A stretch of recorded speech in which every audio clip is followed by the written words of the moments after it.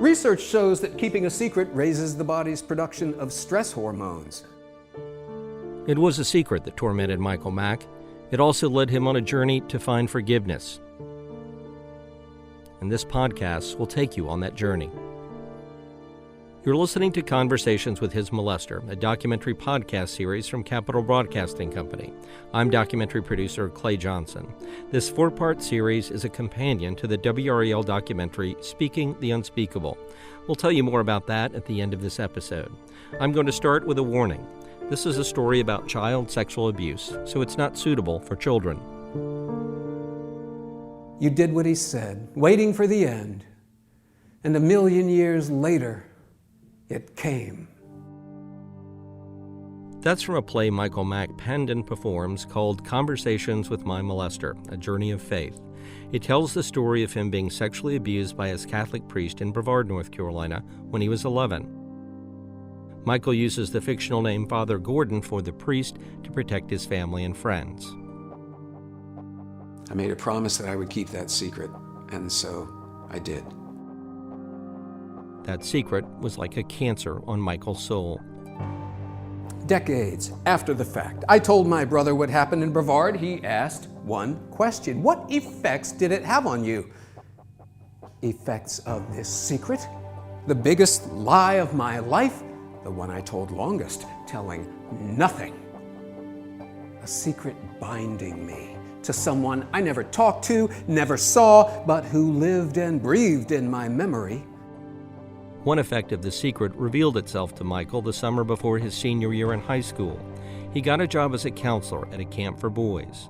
Michael saw something he recognized in one of them.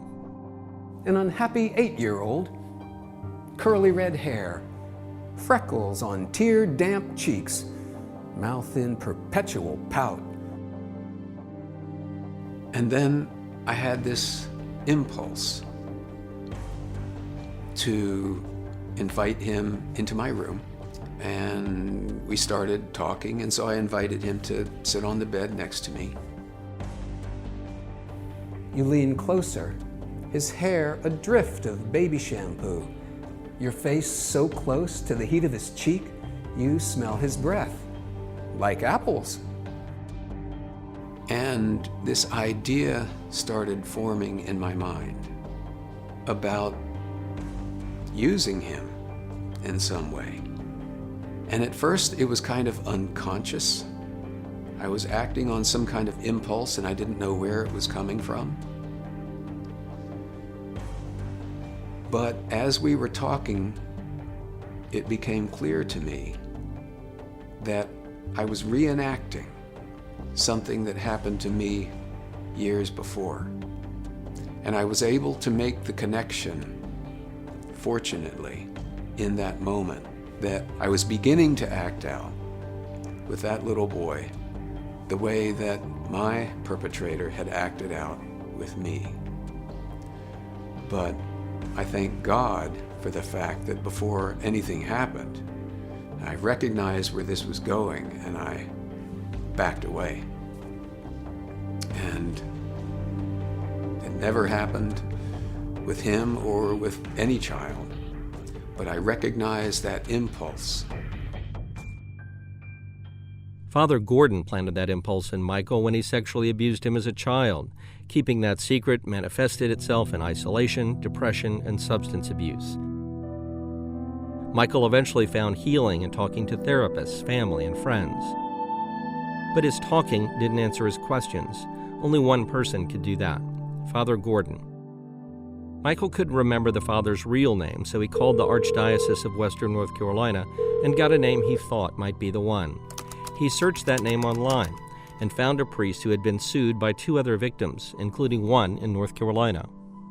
And learning that his MO for getting that child to comply was the same MO as for me, that he invited him to help him make a costume for a religious play. And as soon as I read that in the article, I knew that was him. In his research, Michael also discovered that Father Gordon had done some prison time and had been defrocked by the church. He also found out that Father Gordon was living only 40 miles away from him in Worcester, Massachusetts. After all this time, all this distance, he's here? It's like a miracle! The hand of God points to Worcester. I will have this conversation. This conversation was meant to be. Michael found Father Gordon's telephone number and decided to call him. I pick up the phone and make the call. I hear a man's voice say, "Hello."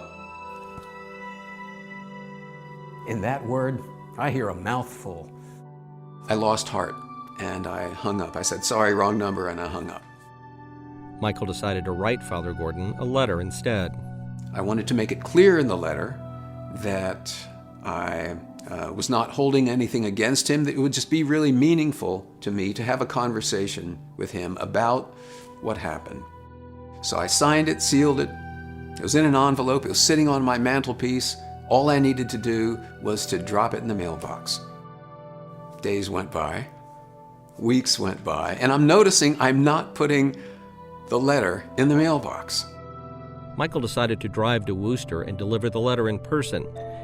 He rang the doorbell to Father Gordon's house, but there was no answer. I guess I could open the screen door and knock. Well, not too loud, don't want to seem pushy.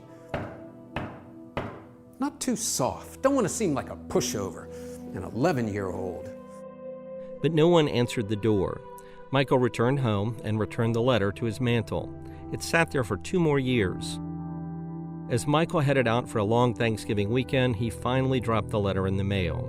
Before leaving, he had entered Father Gordon's name in Google Alerts to monitor any news about him.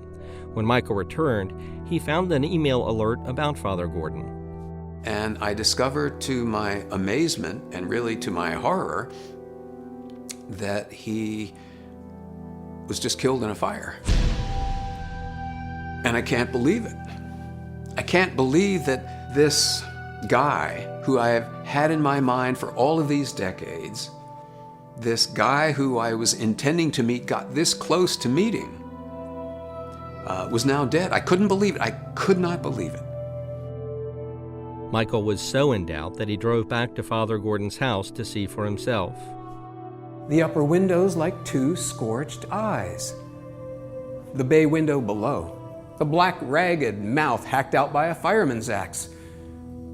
Melted vinyl siding, a leprosy of dripping skin. Michael wondered if Father Gordon ever got his letter. He began knocking on doors and talking to Father Gordon's neighbors. What I'm learning about this guy is that in this community, which is something of a retirement community, is just how helpful he was, how friendly he was, that if you needed a ride, if you needed groceries, he was there to help. And so he really had a reputation, a good reputation in that community.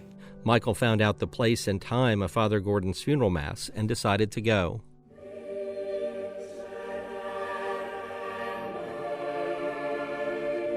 It's been years since I've been at a mass, and I am starting to experience those echoes of what was so meaningful to me when I was young. When time comes for communion, I get in line with everybody else to go up front and receive communion, and I have to pass by this photograph of Father Gordon. And I haven't seen his picture in 40 years. I haven't seen his image in 40 years except for the image in my mind. And what's so striking to me is that in that moment I see his face. It's like all of those 40 years just evaporated, and I'm right back there with him. As a child, Michael wanted to be a priest. At the Mass, he met several who knew Father Gordon. Suddenly, my dream as a boy of standing in a circle of priests. I'm in! At a reception after the Mass, Michael met Father Gordon's best friend, Father Al, who had presided over the service. Michael and Father Al talked about Father Gordon, and other things too, like travel and cars. They seemed to hit it off. But when Al makes a point, he touches my arm, or my wrist, my hand. It's both creepy and thrilling. I am on the inside. Father Al invited Michael to have lunch with him sometime. Michael took him up on the invitation. It wouldn't be the conversation he wanted to have with Father Gordon, but perhaps it would be the next best thing. In our next episode, how Michael reveals his secret to Father Al at that lunch, and the strange response that followed. We also follow Michael back to where he was sexually abused in Brevard, back to his past, and to his future. This podcast was produced by Capital Broadcasting Company and edited by Jay Jennings. We thank Michael Mack for giving us permission to use excerpts from his play to help tell his story. We hope you'll join us for Episode 3 in the series, Conversations with His Molester. You can find it where you found this episode. Subscribe to get all 4. And to see more of Michael's story and walk his journey of forgiveness with his stepbrother Knight, who was also a victim of child sexual abuse, watch the documentary Speaking the Unspeakable at WRAL-documentary.com. I'm WRAL documentary producer Clay Johnson. Thanks for listening.